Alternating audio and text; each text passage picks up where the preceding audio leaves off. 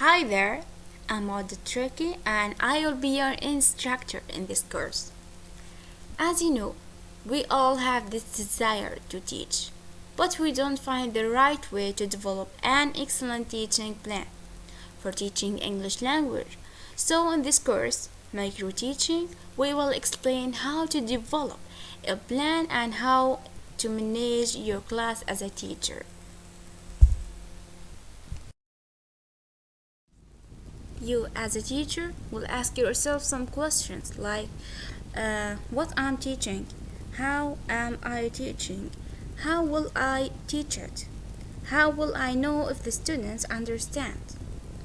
If you want the answer of those questions, you should put a good plan or get a good plan for your lesson. Levels of planning lessons. The traditional way to teach a lesson is to follow three stages, which are presentation, practice, and production. In the presentation stage, the first one, language item is presented in the new context, perhaps using a story or newspaper article. This is how and why aspects of language use is checked.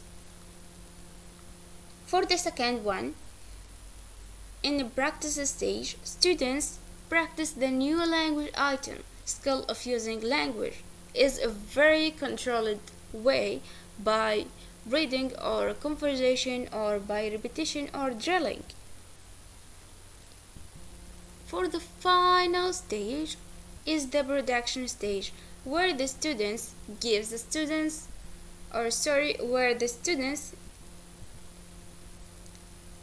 communicate by using the language in new situations.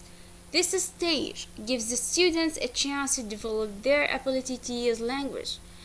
The focus in this stage is not on the form but on the function of the language. Role play or discussions are good to this stage and will be more helpful for students. Parts of planning lessons.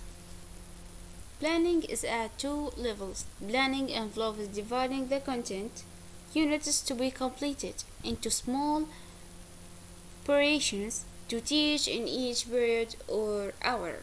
This is description of the content in a term of units.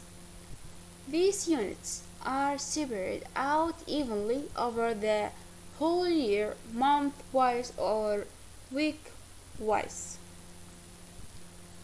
This plan helps to distribute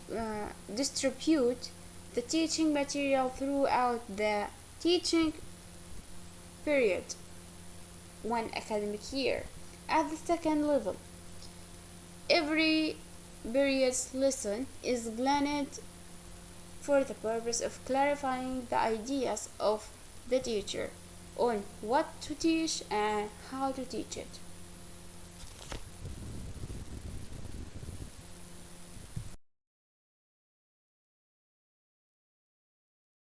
Materials is that tools that used by the teacher while teaching a lesson and make it easier for students to understand and will be more helpful for the teacher while teaching. Some of those examples like visual materials, audio materials, printed materials, and electronic materials. For visual materials like videos, presentations, data show, and so on. For audio materials like songs, chants, and recorded voices.